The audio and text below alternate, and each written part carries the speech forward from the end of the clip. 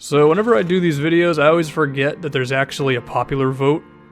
For whatever reason, I don't know. And then once the All-Star game comes around, I actually remember it. I guess that's the intro for this video. Yesterday we talked about the Eastern Conference All-Star starters.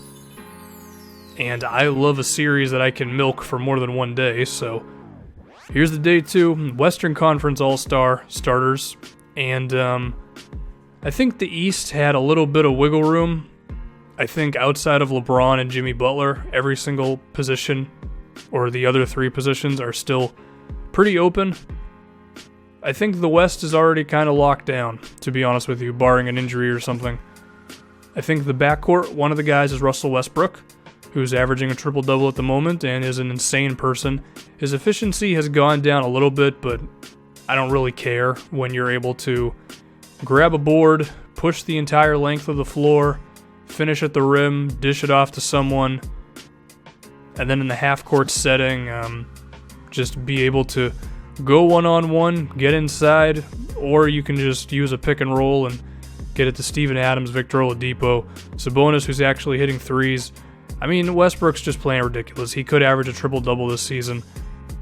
I don't think much explanation needs to be said there, even though I just explained it, so whatever.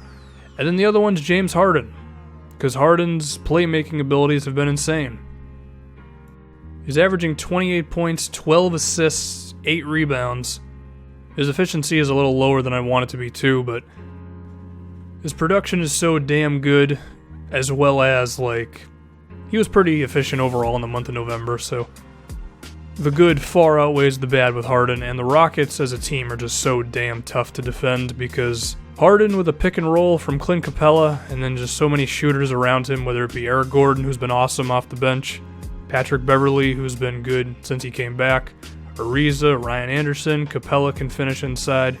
Also Sam Decker being another guy who can come off the bench and do well for them.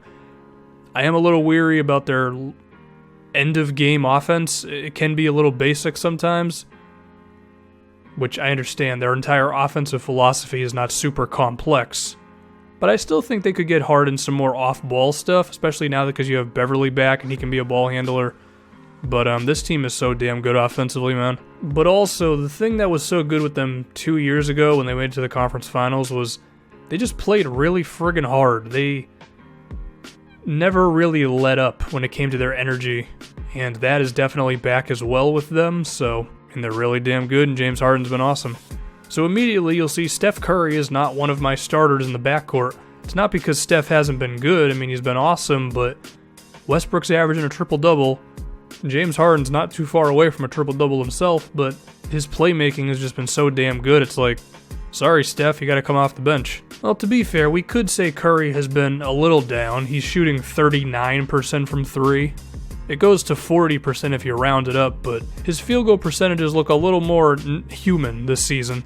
But also his last 5 games actually haven't been that great. 19 points, 40% from the field, and 25% from 3. That's not going to maintain itself, of course, but he is having some down moments this season for the Warriors, so yeah, I think the backcourt is definitely James Harden, Russell Westbrook. Curry's still going to be in the game, of course, but there's that. Now, as for the 3 front court guys, I think these are pretty easy as well. One of them is Kevin Durant. 26 points, 5 assists, 8 rebounds. Efficient from everywhere, very efficient from the field at 54%. KD's just fit into that Golden State thing so well. He's just another guy who can run off of screens, cut to the basket, but as it's been said before, he does have more one-on-one as well as post-up abilities than anybody on this team. He's fitting in extremely well, and he's one of the forwards. And the other one is Kawhi Leonard. Kawhi's assertiveness has increased this season, which was the one thing I wanted to see from him. He's also been better late in games. Kind of just like, give me the ball, get the hell up out of the way, and he's actually had success. Spurs are the 2 seed in the West. 25 points, 6 rebounds, 3 assists. 47 from the field, that's gone down a little bit, which makes sense given that he's being used more. As well as 40% from 3. The one thing I will say with Kawhi, I wish his playmaking was a little better, but also just more consistent. But at the same time, Patty Mills has emerged as a decent enough ball handler for them, so Kawhi doesn't have the ball in his hand the entire game, but also, like, Tony Parker's still at 5 assists. He has the ball in his hand when he's in the game. Manu has the ball when he's in the game, so I understand why his assists can be a little sporadic, but in the case of an all-star bid, I think it hurts it a little bit. I still think he's clearly one of the 3 frontcourt players, but I don't know, felt it was worth saying. And now the final frontcourt spot, it's Anthony Davis, and I understand his team is pretty bad. They're 8-17 at the moment. It seems the Drew Holiday honeymoon has run out and they are losing games again. But when you're just by far and away the best at one of the 3 spots, then you have to be in there even if your record sucks, you know? I think in the case of the Eastern Conference, like, personally, do I like John Wall more than Kyrie Irving? Yeah, if I had a choice between who to start a team with, I'm going to go with John Wall because of his playmaking abilities. But I don't think the separation between them this season has been that drastic. Yeah, John Wall has more assists, but Kyrie also kills him in efficiency as well as, like, he's not asked to do as much playmaking. And the Cavs are the 1 seed, whereas the Wizards aren't even in the playoffs. So I think there's, like, some real conversation to be had there. There's not a conversation to be had between Anthony Davis and Blake Griffin. Anthony Davis is by far the best big man in the league, and he should have the 3rd frontcourt spot. I mean, the guy's averaging 31 and 11 right now, with 3 blocks a game. The defense, he has had some moments where, like, he's left guys a little too open because he tries to overcompensate for Omer Asik sucking. And AD, as a whole, could improve defensively overall, but he's definitely still a plus defender, I would say. So there you go. I mean, there's a starting 5. It's James Harden, Russell Westbrook, Kevin Durant, Kawhi Leonard, Anthony Davis. And now we're going to get to the second unit, and I'm going to say now there's like 7 spots open here. I'm just going to name the names. I don't like to get into the who should be off the bench because I'll be here for 900 years. Like, I think the starters are a little more obvious. But anyway, as for some backups, I mean, I think Chris Paul as well as Damian Lillard are both deserving of it.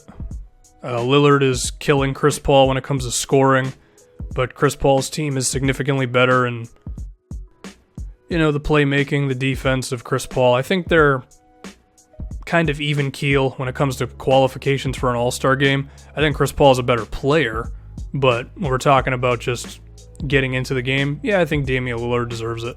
I think George Hill as well as Mike Conley could have had a bid, but Hill has been injured and Conley's going to be hurt for some time, so that takes them out of it.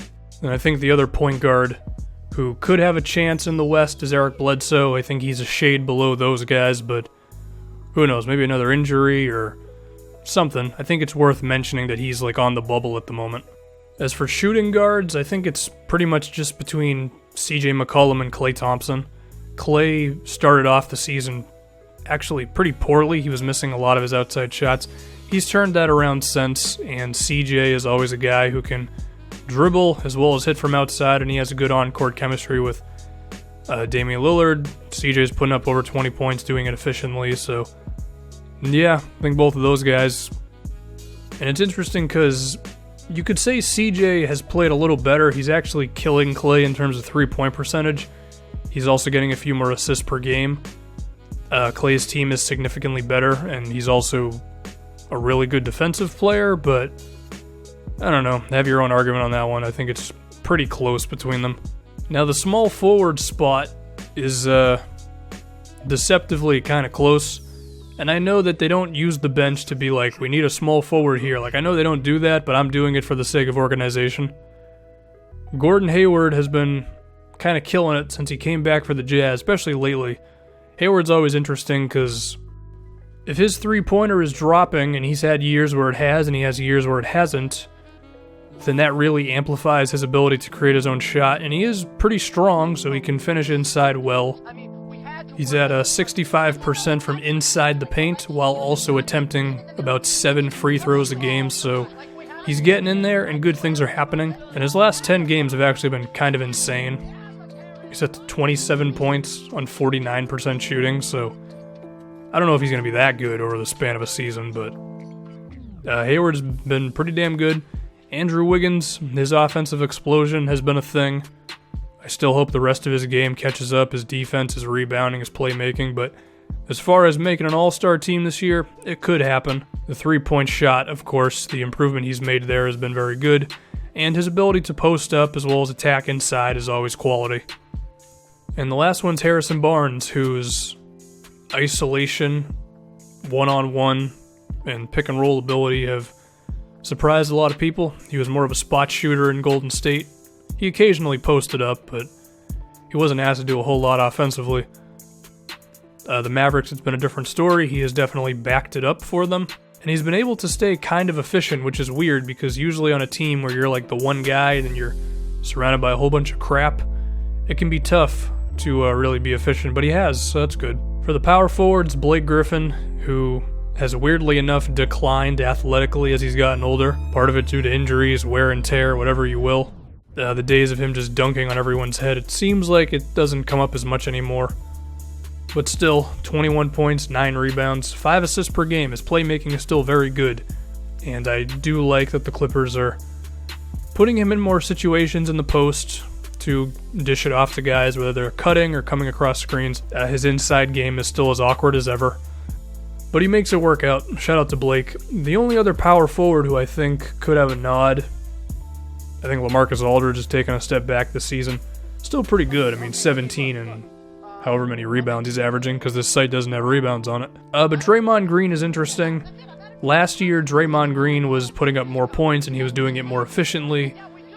But his defense this year has still been awesome, and his playmaking and the rebounding are there, but I think the decline in terms of percentages as well as scoring, I don't know if Draymond deserves a nod. Maybe like the 11th or 12th spot, but he just got worse offensively this season, man. Doesn't mean he can't pick it up later on, but as of right now, it's just hasn't been that great. As for the center position, DeMarcus Cousins, of course, Boogie's a beast. Who knows if he'll actually be on the Kings towards the end of the season? I don't think he should be. Karl Anthony Towns, Minnesota overall has been disappointing, mainly from their defense. I think it's a little ridiculous to want guys this young to be able to defend really well in the NBA, so I think they're a little farther away, but I also think they could have a run coming on towards the middle portion of the season or whatever. And then Marc Gasol, who's just been awesome defensively. He's one of the best centers in the league. And the playmaking he provides offensively, similar to Blake Griffin, with the passing from the high post. The three-pointers have been great. The low post game has been great. Gasol's just awesome. That's pretty much it. So, starters would be, again, James Harden, Russell Westbrook, Kevin Durant, Kawhi Leonard, and then Anthony Davis. And then I just named a whole bunch of guys for the second unit. Fill in those blanks as you will. I'm not going to knock my head against the wall to try to think of 7 spots. So, thank you for watching, and I enjoyed milking this All-Star Starters thing.